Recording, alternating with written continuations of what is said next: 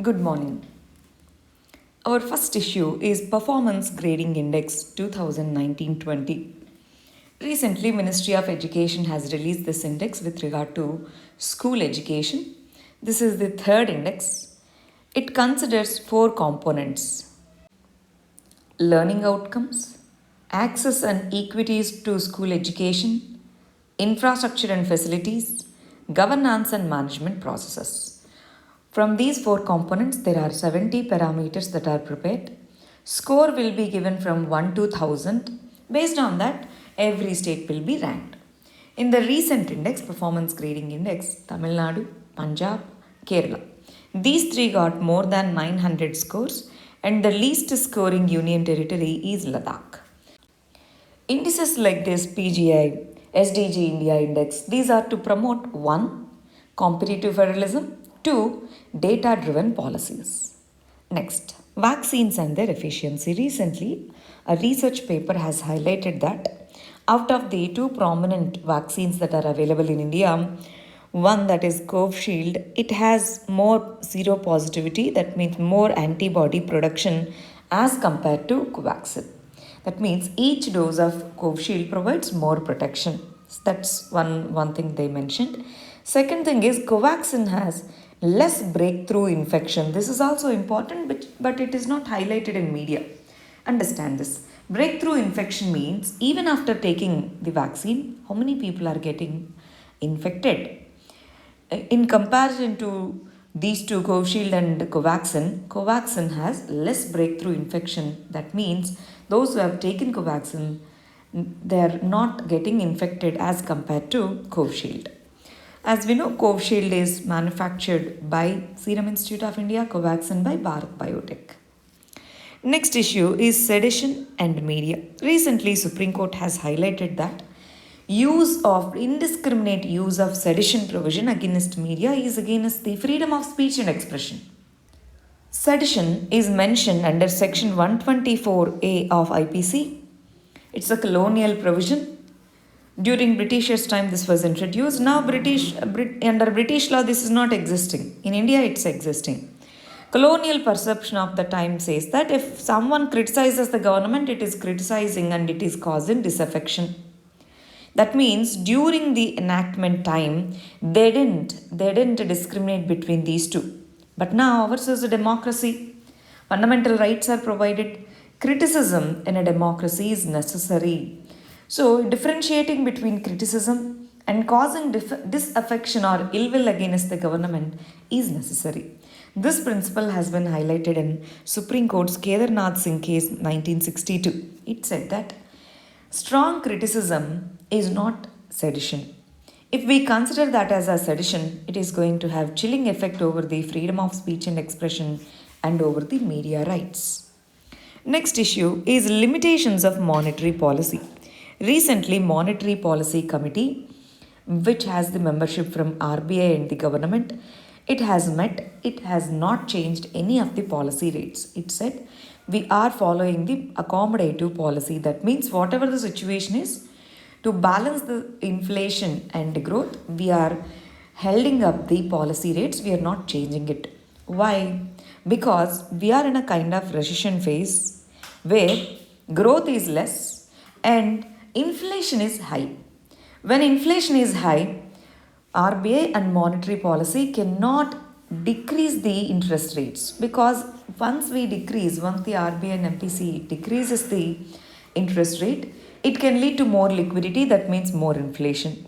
But if we increase the interest rates, the cost of borrowing increases, that will lead to less investment, that might hurt the growth. That's why under such circumstances, recession conditions, monetary policy might not be the effective tool.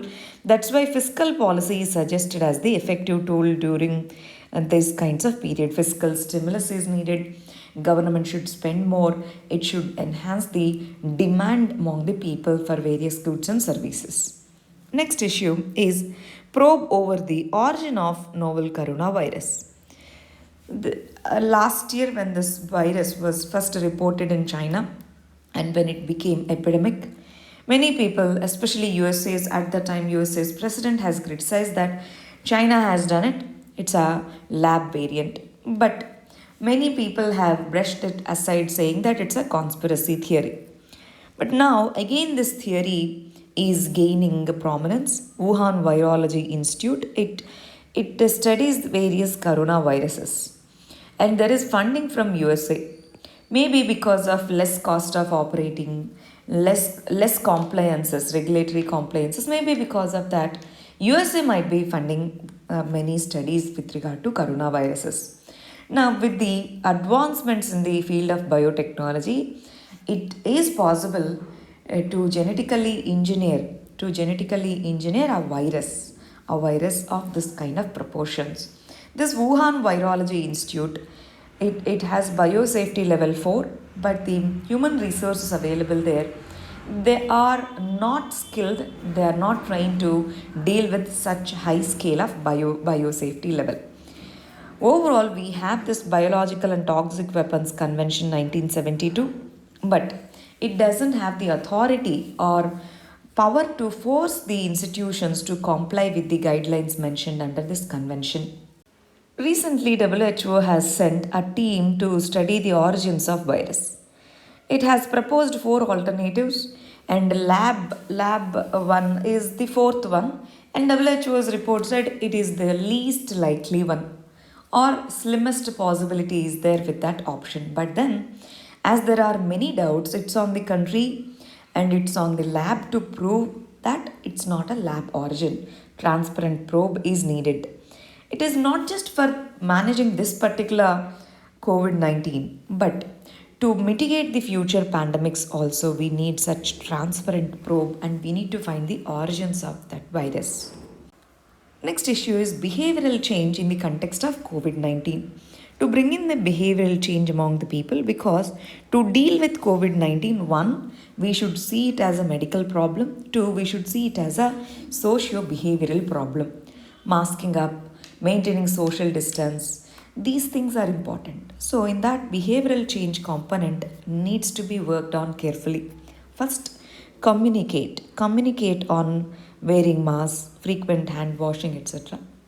Make that communication tailor made, make it suitable to various groups, various cultures, various ethnicities, and explain the benefits of following certain action.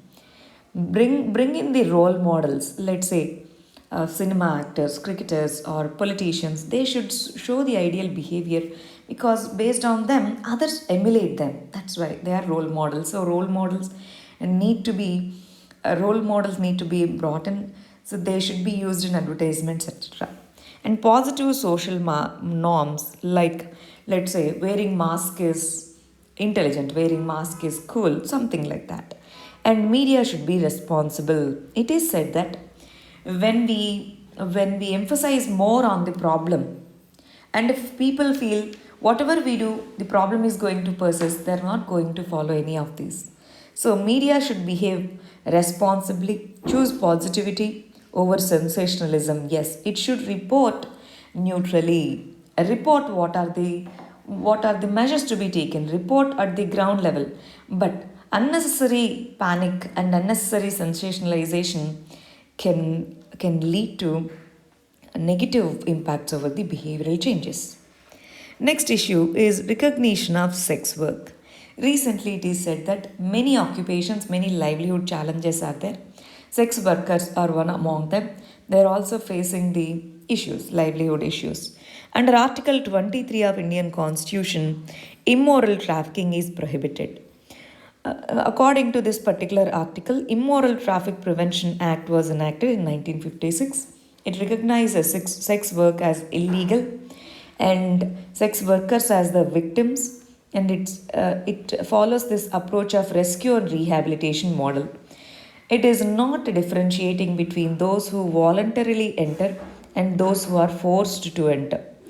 So those who are voluntarily entered, they should be given the option to stay, or they should be given option to rehabilitate in other occupations. So in this context, many argue that the legalizing sex work is necessary, and they should be provided the labor rights. So many opinions are there on this. If we look at it from social and moral perspective, we will get different points. If we look at it from the economic and prevailing social conditions, we might arrive at a different point. So form your own opinion. Next issue is IT Rules 2021. This is government's opinion. That is, it has the digital sovereignty, and the social media companies are socially, morally responsible to remove the content. And protections against the misuse of the provisions of these rules are already there. So, social media companies need not worry. That's the government's stand. Final issue is long term visas and citizenship. Under Citizenship Amendment Act, Ministry of Home Affairs started issuing long-term visas to these 6 communities from these 3 countries, Afghanistan, Bangladesh and Pakistan. From these three countries, if these 6 community people who are undocumented migrants, when they enter into India, they will be given long-term visas. For that, they have to provide 10 out of 10 any document they can provide.